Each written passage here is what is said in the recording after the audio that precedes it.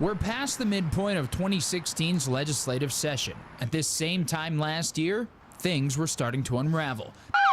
The House and Senate were divided over health care, and session ended without a budget being passed.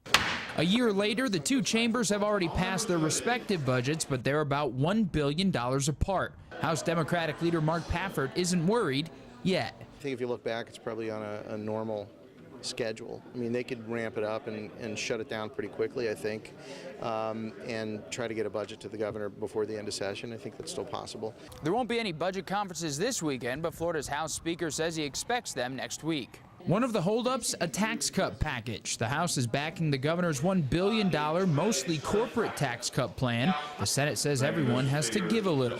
We have to come to an agreement on that number first and foremost and understand what the tax cut package would look like before we can start building a budget. Pafford says $1 billion is already out the window. It's a long shot. Yeah, I think it was nonsense when the governor put it out there. It's nonsense now. It'd be interesting if the governor spent some time in Tallahassee anytime soon and actually showed up to work.